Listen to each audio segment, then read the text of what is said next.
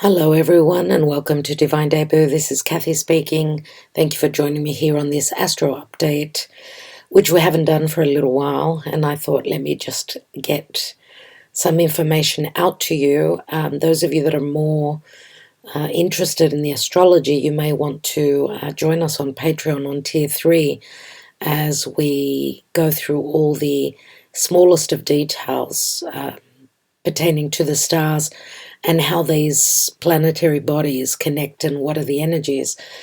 As the planets connect, we feel the energies.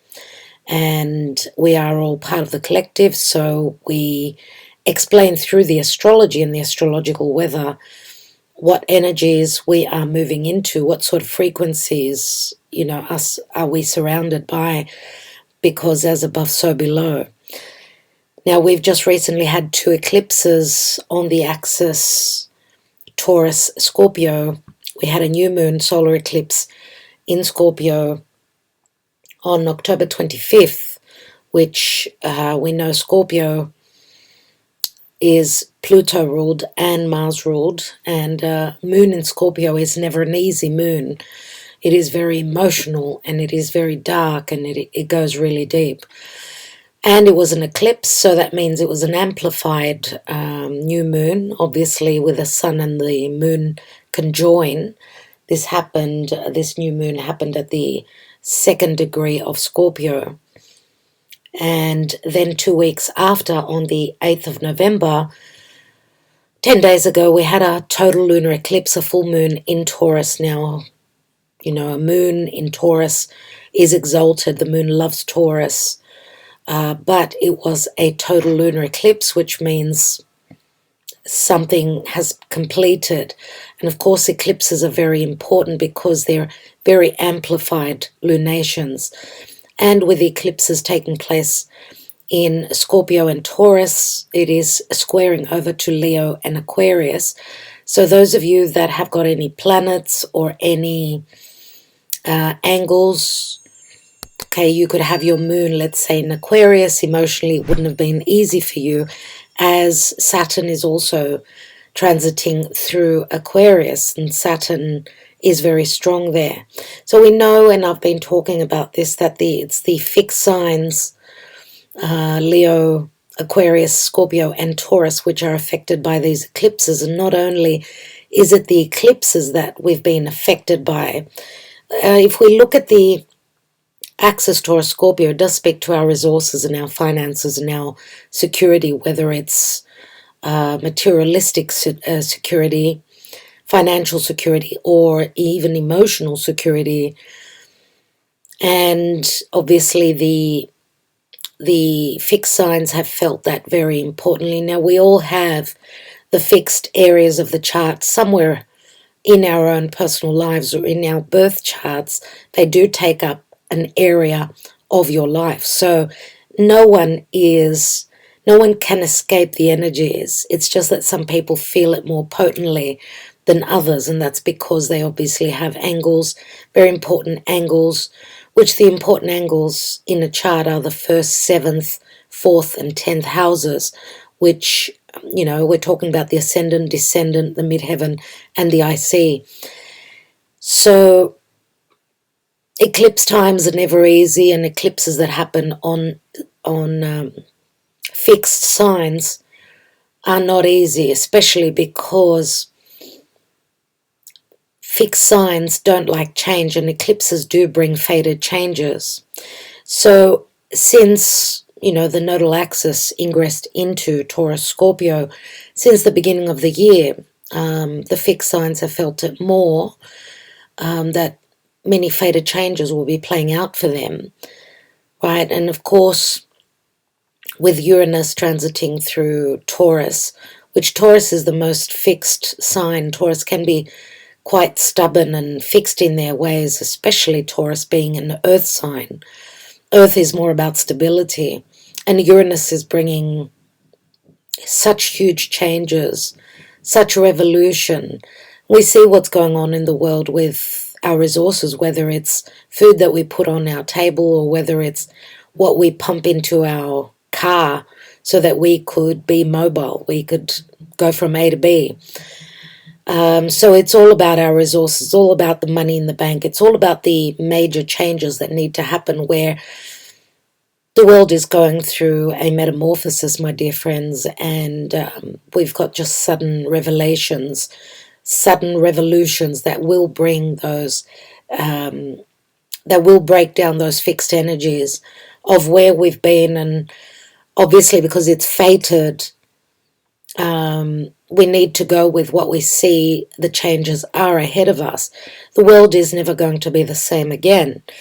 And change is necessary. Change is also healthy, more so than stagnancy. Now, we know that Saturn and Uranus have been squaring, you know, the old order, the way things used to be done, Saturn and Uranus, the new ways, or the future moving forward. We've got radical changes, and because Uranus is so close to the nodal axis, this is where the eclipses are happening on Uranus.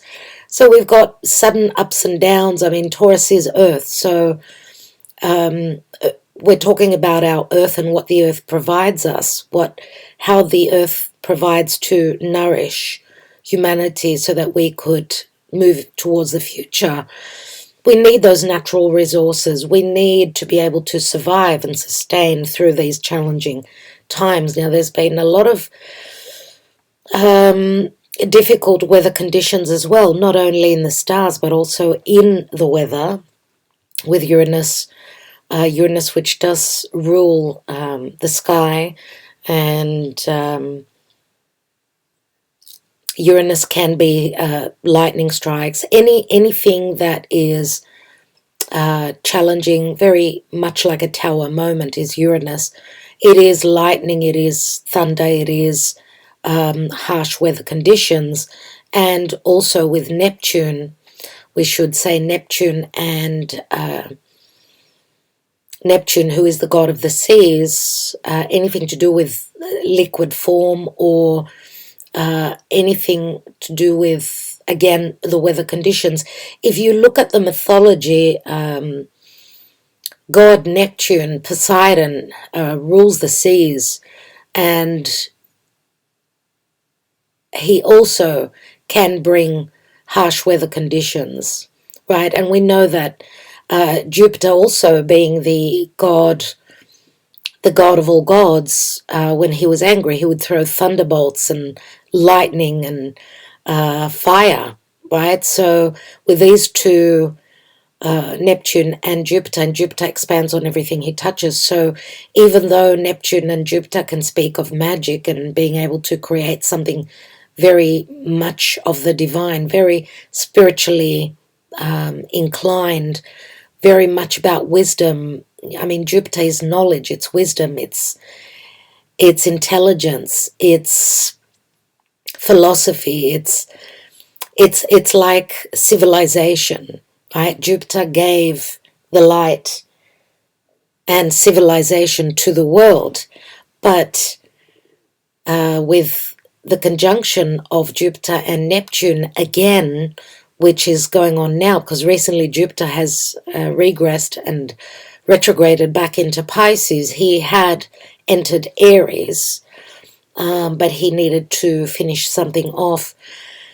And this is pointing back to April when they conjoined again. Now both Neptune and Jupiter rule Pisces, so Neptune can be the illusion and the, I don't know, propaganda, something that you imagine, something that has been created and it's not real.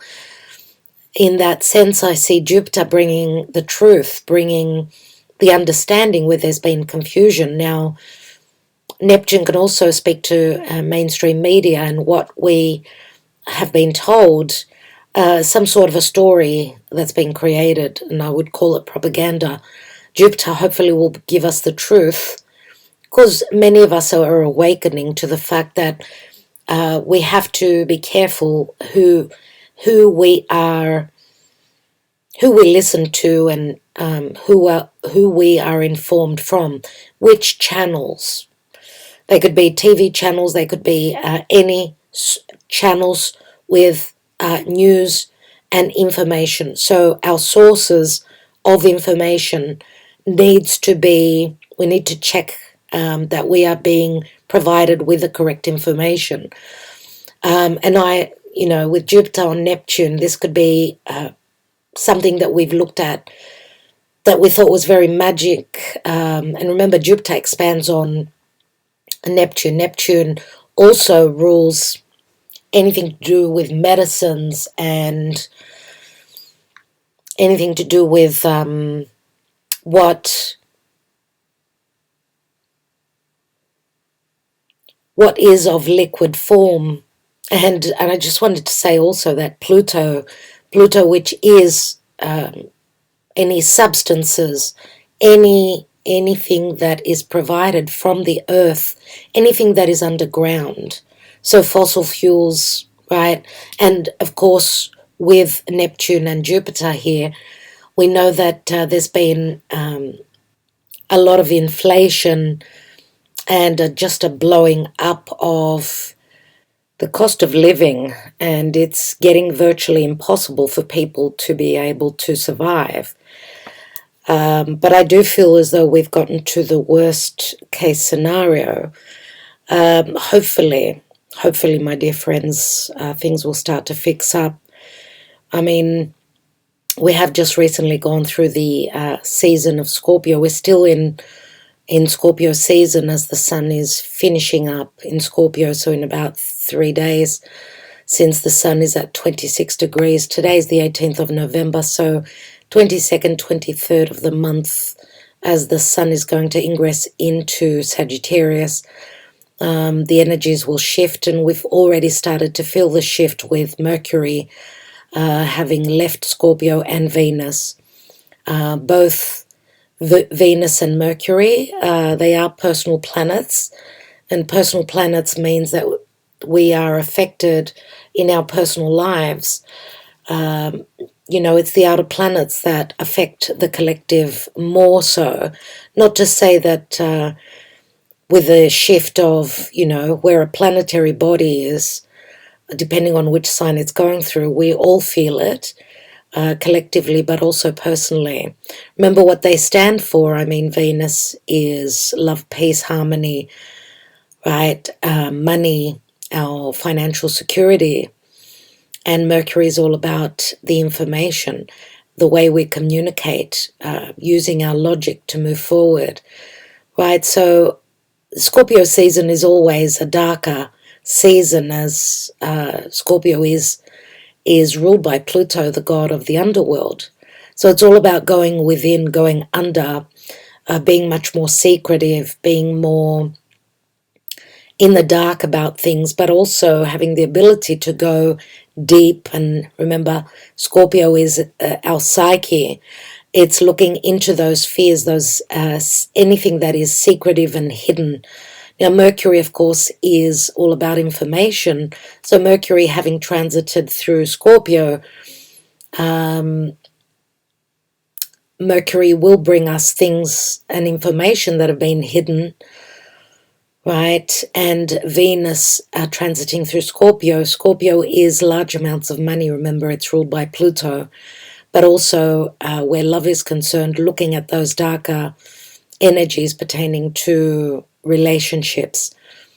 So having the ability, the positive of Scorpio is that things that are dark, where there are fears, the positive is that we can change these things. So Scorpio being the psyche and, those skeletons in the closet, it's all about overcoming the fear and going in deep, looking first of all personally at our own fears, at what is it that we need to shed and let go of, because the south node of the moon is transiting through Scorpio. So dealing with karmic matters pertaining to the past incarnations, past situations that we need to grow away from. So now the energy is shifting as Mercury and Venus have stepped into Sagittarius, which is a Jupiter-ruled sign. But before they stepped into Sagittarius, and Jupiter obviously is more about the truth, so now Venus and Mercury are in a sign, in a frequency of expansion, growth, wisdom, more about the vision moving forward, having the ability and the optimism to free ourselves from anything that we've been detaching from. Now, what's interesting is, as just before Venus and Mercury, past couple of days, ingressed into Sagittarius, which is a mutable fire sign, obviously Venus and Mercury will bring positivity. But before, as Venus and Mercury were transiting through Scorpio, which is a fixed water sign, they were in good connection to Neptune and Jupiter, transiting, I should say, even retrograding through Pisces. So for the water signs, great positivity, as remember the Venus and Mercury connecting to Jupiter will bring us the truth. Jupiter and Venus, both benefic planets, trines 120 degrees, are like, it's like the hand of God and the hand of spirit. It's like flowing energy, like the positivity and the optimism, I should say, because it's Scorpio, and Scorpio is all about transformation and death, where we've got any connections, anything connected to Jupiter will give us more positivity, even if there is a difficult situation that you've been dealing with, because Scorpio is a difficult sign, right? It is the serpent, it is the toxins, it is the poison that we can transform into medicine and healing. So through going within and going in deep, we have the ability, we've had the ability to release anything through. Water is flowing energy, remember, it's like water speaks to our emotions as well. So emotionally having the ability to detach, to let go, to transform anything that was dark, anything that was connected to the past for us. Now it's like Venus and Mercury in a much more optimistic sign of Sagittarius, which does speak to freedom, does speak to truth, does speak to the vision of our future, having the ability to transmutate. Remember, mutable fire, Sagittarius, transmutate situations that have been holding us back, set ourselves free, have the ability to have the wisdom, the truth. Remember that Jupiter can also speak to politics and anything legal as well, higher education, so that wisdom and the philosophy. This is like being able to expand and explore and being just more optimistic where our money matters and information and the way we communicate is concerned. Right, remember that Jupiter and Neptune both rule Pisces, so Jupiter here in Pisces has been retrograding, which means he's been holding back on his optimism or his truth. We will be, as Jupiter, on this new moon in Sagittarius, which is going to happen on the 23rd of November, as the Sun will ingress into Sagittarius. The Sun and the Moon will conjoin, so we'll have a new moon, which won't be an eclipse, and new beginnings, right? Don't forget to send your wishes out to Spirit on a new moon. Obviously, a new moon in a benefic sign. This new moon will be ruled by Jupiter, so a lot of beautiful energies coming in, a lot of optimism and a lot of hope, so that we could free ourselves up from anything that was dark and very difficult recently that we've been going through. And with the eclipses, they're never easy energies. Obviously, things are being eclipsed from our lives, okay, where there's been the inability to feel safe and secure and provided for. Remember that this full moon recently, the last eclipse we had on November 8th, which was the day of the midterm elections in the US as well, this lunar eclipse, total lunar eclipse, happened in a Venus-ruled sign. So something is completing there, something is being eclipsed. And when this eclipse happened, and we're still in the eclipse energies, dear friends, we're moving away from them, obviously, but Venus was transiting through Scorpio, where she's in her fall. She's very weak, so we've had to have things that were not providing us with security, abundance, love, and let those things go and let them just, be released from our lives. And now the energies shift, obviously. And I want to also mention that going back to Saturn and Uranus, that they are now, as Saturn recently, early October, turned direct, and Pluto turned direct early October as well. So two difficult planets have turned direct. And as Saturn turned direct, the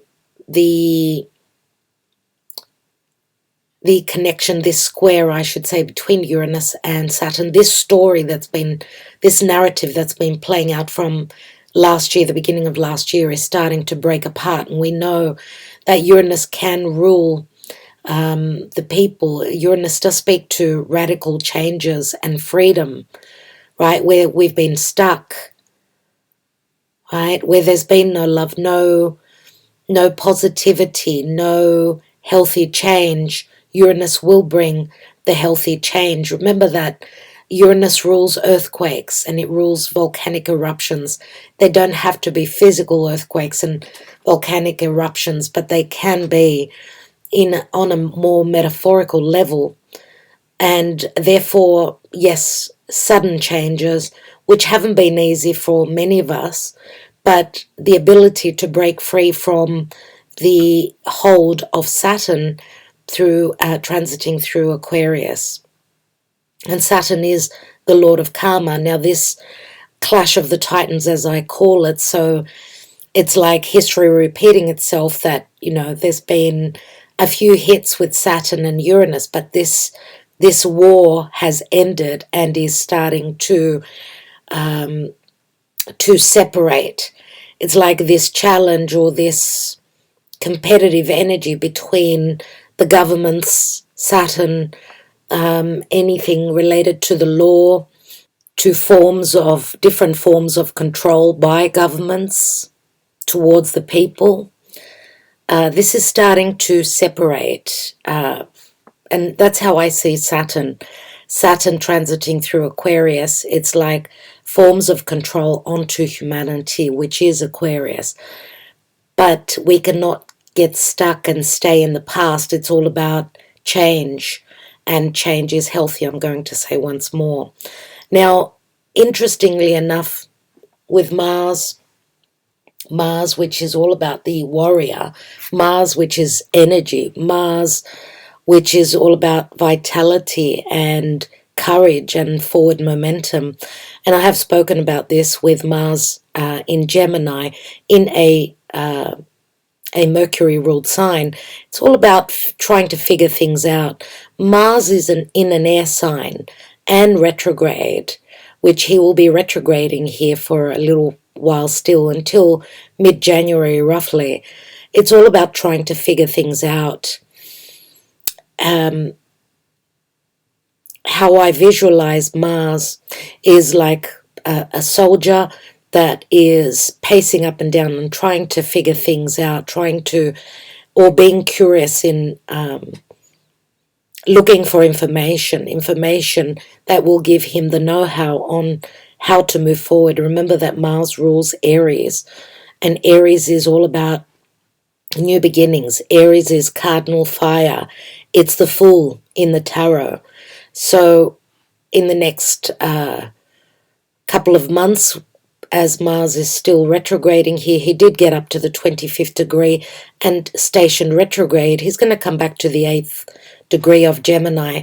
So obviously Mars retrograding will affect us all, but if you've got any mutable energy in your chart, so that mutable signs are Gemini, Sagittarius, Virgo, and Pisces, obviously this retrograde of Mars will affect you, and Mars retrogrades every couple of years. So, we may feel like we are powerless, we may feel frustrated, we may feel as though we need to revisit the past, as a retrograde planet always speaks to past situations coming back again. A retrograde Mars means that he's closer to the Earth, so it can be more about aggravation and anger, right? It's not a good time to have surgery. If you can leave anything to do with surgical procedures, or Gemini also speaks to movement, being able to feel, to have mobility. Also, the way we communicate is Gemini. So communications can be breaking down. Anything, any tools we have towards communication that help us get a message across, that could also be quite frustrating. But also you will see anything that gives you a sense of mobility. You've got a motorbike, you've got a car, anything that gives you a sense of mobility may be breaking down, needs looking at, right? And it's not a good time, as I said, to have surgery or to release even something that you've written and you want to publish. It's now with Mars retrograde, it's a time of going inwards, revisiting the past and tweaking, fixing things. Something needs to be looked at here. And Mars, as he will turn direct in January, then it will be all systems go. Now it's about the past. It's not about moving forward and having the courage. We need to revisit the past right now and re-look over things and tweak things as well. So we'll have a lot of information, a lot of news that will relate to past news that will be coming up. It's a time of curiosity. It's a time of decision making. But we don't start anything new related to Gemini situations. And Gemini can speak to social media as well. It can speak to siblings and neighbors and your close environment. Right, and Mars is squaring over to Neptune. Now this has started, this square, and a square is 90 degrees. It's never easy. It's all about getting uncomfortable and needing to look at things, work on things, connected to Pisces, which is the illusion. It can speak to anything that you're hoping to create, right? Pisces is water. It's mutable water. It can speak to anything divine, anything spiritual, anything that is connected to sleep or dream-like energies. And Gemini is all about being curious, having that information, talking about things. It's a time of, again, I'm going to say, trying to understand, because Neptune will cloud your judgment, right, on how to move forward, how to have the ability to create, how to, at Neptune squaring over to Mars retrograde will take your energy away. You will feel tired. You will feel a sense of anger, because Mars likes to move forward. Mars is all about forward momentum and cardinal energy and new beginnings. But Mars is not happy in his retrograde. He needs to revisit the past, clear out things that were confusing, not true, some sort of narrative that we've been told. Mars has got the courage, or is needing to gain courage to revisit and re-look at something, to to understand. Now, where Neptune and Mars is concerned, when they're in a difficult aspect, which is a square, it is the season of viruses and cold and flu and anything that speaks to our health.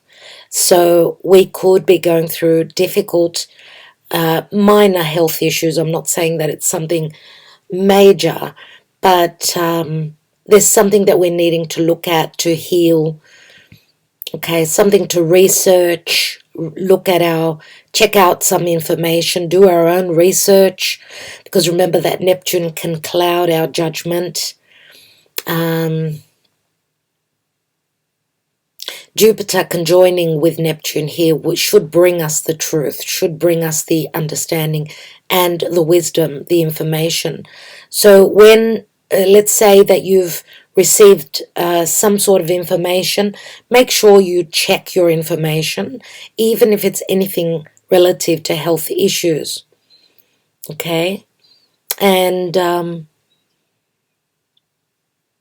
right now, even Uranus being in retrograde, Uranus will not turn direct until January. So it's like we're looking towards January now, where all the planets will be moving direct. Neptune will turn direct early December. Jupiter will turn direct, as I said, with this new moon that will take place in early Sagittarius. So a new moon in Sagittarius will behoove, obviously, the fire signs, those that are born in the first few days of the fire signs, as well as that it will behoove the air signs and the air signs that are born again at the beginning of those seasons. So Aquarius, obviously, and Gemini, if you're born at the beginning of those signs, this will behoove you as well. So this new moon will help fire signs and air signs. Now, it will challenge the mutable signs, right, and the earth signs. Okay, obviously, on a larger scale, all the earth signs and all the mutable signs, but more so those that are born at the beginning, at the first degrees of those signs. Okay, so I'd like to also mention that, of course, the fixed signs are those that are born at the middle of the season. So Taurus, Scorpio, Leo, and Aquarius born at the middle of those signs are still dealing with Uranus retrograding and the nodal axis still in the second decan, but also Saturn still at the 19th degree. Saturn in the next few days, my dear friends, will touch that 20th degree. So therefore, he will challenge the fixed signs that are born in the third decan, right? So after 20 degrees, fixed signs will be challenged by Saturn. So the fixed signs are still going through radical changes in their lives as the nodal axis is still at the 13th degree, and the nodal axis does move in the opposite direction to the planets. So the nodal axis moves clockwise and the planets move anti-clockwise. So obviously Uranus and the nodal axis is separating as Uranus will turn direct. Right now, with Uranus still moving retrograde, Uranus is a very outer planet, so he moves very slowly, but the distance between the nodal axis, therefore the eclipses, because the eclipses happen on very close to the nodal axis, the closer the new and full moons are to the nodal axis, the more potent are the eclipses, dear friends. So yes, it will be very positive when all the planets will move direct, so that's good news. But even with the shift of energy from the Scorpio season to the Sagittarian season. And I'd like to wish my dear Sagittarians a happy birthday. If they're watching, it's very close to your birthday, so we're all going to feel much more positive with this Sagittarian season. Really looking forward to that. And I just want to say also that we've had some really positive connections, as I said, with the Venus and Mercury trining over from watery Scorpio to watery Pisces. And I'm really, really looking forward to Jupiter turning direct. As I said, our gifts have been have taken longer than we were hoping with Jupiter retrograde, as Jupiter is going to turn direct on that new moon. So around the 23rd of November, it will be all systems go, as Jupiter will, and he's finishing up in Pisces, which is logically at the 12th house, the 12th natural house. So he's ending a major cycle that he's revisited as he retrograded back into Pisces. Jupiter in Aries obviously will bring the blessings to all the fire signs, right? Because he'll be connecting well to the fire signs, and he will be traveling over the degrees that he retrograded. So he's revisiting again those first degrees of Aries. So the first degrees of the fire signs will receive the gifts. Now he's going to fly through Aries. Remember that Jupiter is like air. Think of, he rules the skies. And he does really well in air signs and fire signs. So as he's going to turn direct and re-enter Aries, he will bring the blessings to all fire signs plus the air signs of those that are born at those first degrees. So lots of blessings coming in, a lot of optimism. And just going back to this square, which is quite a challenge, with Mars connecting over to Pisces. And of course, this challenge will challenge those that are of mutable signs, so Gemini, Sagittarius, Virgo, and Pisces. These two, Mars and Neptune, first squared around the 12th of October, but Mars was direct then. So Mars is now retrograding back, so he's actually almost exact, this square, the next couple of days. Actually, yeah. Today's the 18th, so we're already obviously feeling that it will be exact on the 19th, roughly. But then Mars will continue to move backwards, and he's traveling over the degrees he's retrograding over. So his shadow degrees, which is from the 8th to the 25th. So mutable signs that have got any planets around the 8th till the 25th degree will feel this a lot more. And as he will go over those degrees that he passed over, he will again square Neptune a third time. So we're not out of the woods yet pertaining to this square of Neptune and Mars. And anyway, if you are on Patreon, I do go into the details. I have done a Mars retrograde in Gemini analysis, so you can maybe join us on Patreon if you're interested, so that you can get all the information and the dates in relation to this retrograde cycle of Mars, which is a big deal because he is very strong in Gemini. Now Chiron is retrograde as well. He too very soon will turn direct. Chiron, the wounded healer. So Chiron is connecting in a difficult aspect through an inconjunction, which is 150 degrees to the south node. Now, Chiron in Aries, this is a wounding of the mind, the thought, the inability to have the courage to move forward. Remember that Aries ruler is retrograding. But Mars will connect well through a sextile to Chiron.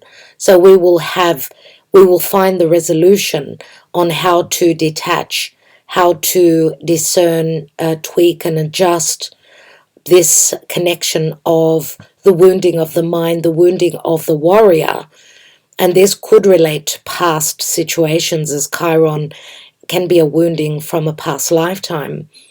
But we're looking at how to have the ability to heal and be able to continue our journey. But remember, Aries is like the Fool. But there's something that we're needing to tweak and transform. Let it die, let it go, with the South Node, as Chiron is in conjunction to that. And it does relate to the past. Now we've got a grand trine, grand water trine. We see that Black Moon Lilith is transiting through Cancer.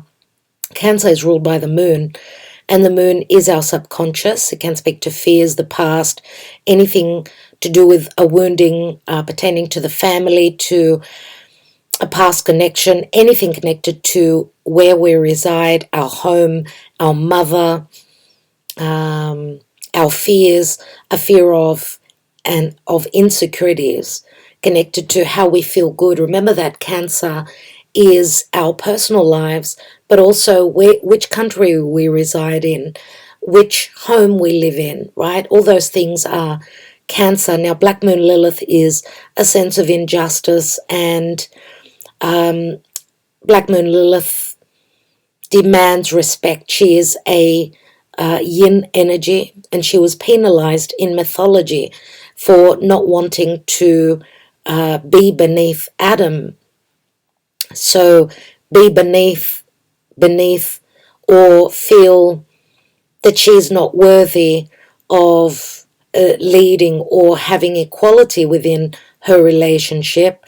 I mean, it is, Black Moon Lilith can be very powerful and very, very hard, where she will retaliate, she will rebel, where she hasn't been respected, where there's been no respect and no equality.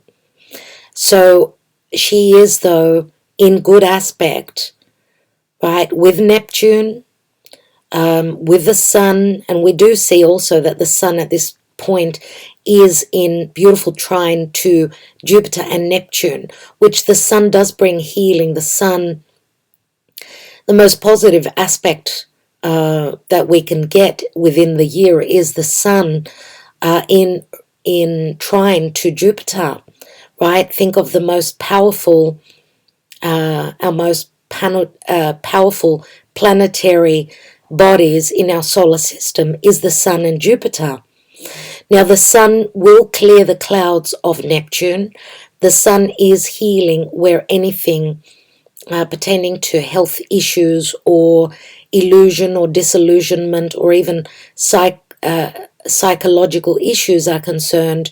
Because if we think that in the natural horoscope, right, Virgo is practical, our practical health. Practical means that we strive for to have a healthy body.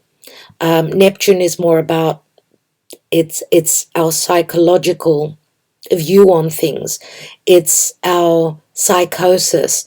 It's our psychology. It's our ability to see clearly. Remember that Neptune and Pisces naturally rule, I should say, Pisces rules isolation, psychiatric wards, hospitals. So it is connected to a form of isolation, or even losing our understanding of, because Pisces has no boundaries, so we can get lost in the cloud, in the imagination, in the illusion. I do feel that Jupiter will give us the truth and will also help us hold on to those that truth, or receive the wisdom through the illusion, have the ability to see the truth. Now, as I was saying, the sun can bring health, it can bring vitality, can bring, it's the sun breaking through the clouds. So having the ability to create something that we've imagined, something that we can expand on, but where there's been propaganda, illusion, disillusionment, also inflation, something that's been inflated. So the optimism being inflated, and I've been talking about Neptune and Jupiter being like our bubble being burst. So we've with these two conjoined back in April, and Jupiter now revisiting again, we've seen a lot of expansion and inflation, and the cost of living going through the roof, which can be the explosion of what's really going on, or the cost of living, or anything like that. I do feel that the sun trining over now to Jupiter will bring us back to the past. Remember, Jupiter and Neptune are retrograde, so that we could tweak, right, and change things up. It's like Spirit is giving us the information as the sun has been transiting through the secretive sign of Scorpio. So the ability to go deep and heal, heal the poison, and change the poison and make it into some sort of medicinal resolution to what we've been dealing with personally, but also collectively. And I'd like to also point out that Mercury did trine over to Jupiter. Mercury and Jupiter work really well together. It's like having the information, having the truth. And obviously where matters pertaining to love and money, our resources, as Venus also trined over to Jupiter. But remember, again, I'm going to say, because Jupiter and Neptune are still retrograde, those blessings may have not shown up for you yet. They will. So it's just around the corner, my dear friends. Just around the corner. Now, as I always talk about Juno, the asteroid of commitment and marriage, Juno is also in a beautiful trine over to the South Node. So whatever commitments, or, I mean, where relationships are concerned, we know that relationships haven't been easy at all. And where there's been no truth, where there's been a lot of segregation, a lot of people going through divorce and separation, of course, with social distancing and people having differences of opinion, and just the challenges that have started from the beginning of 2020, even the inability to feel safe and secure financially. These are issues that are brought home and put a great strain on relationships.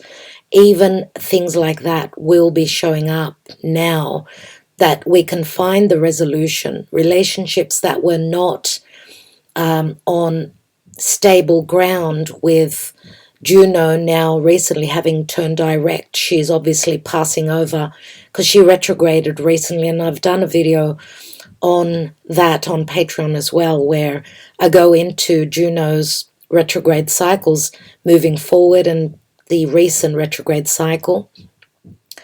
Pisces is compassion and love, but it can also be illusion and deception. So therefore, where there has been deception and illusion, it's like the rose-colored glasses are coming off.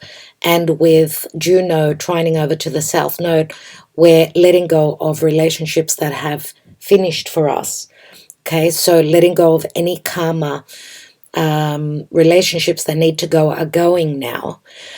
So this grand trine, going back to this grand trine, which is also, and the sun is in a beautiful sextile over to Pluto. This is great power.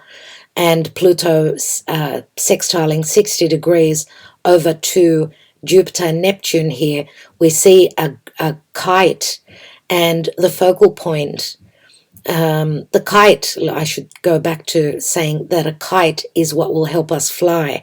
This is a configuration that is quite rare. So it is a very positive configuration connecting to the Sun, Pluto, Neptune, Jupiter, and to Black Moon Lilith, who demands respect. She demands respect, and therefore she's in opposition to Pluto. So relationships, partnerships that are not of poison, that are not on our path moving forward, it's time for them to go. And we've got the divine source help to do that. All right, my dear friends, so I think I will leave it there. I will be doing, for Patreon, we do new moons and full moons and eclipses all the time. We do go into the deep analysis of the chart.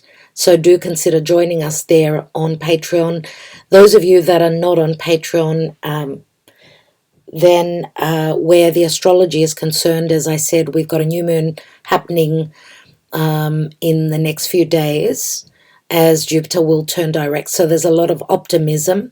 I will be back with more astrology. A lot of you know that I am in transition mode and moving house, so I'm going to have a new setup in the next couple of weeks. So thank you for your support, your love always. I do have a special for Black Friday. I'm doing a 20% off on a 1-hour tarot reading. You can get a tarot reading on anything at all.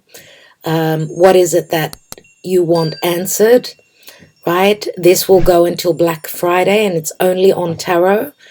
Thank you for considering purchasing a reading from me, and I'm wishing you all well moving forward. So until next time, stay well, stay blessed, stay vigilant, stay strong, and stay optimistic. I love you all so much.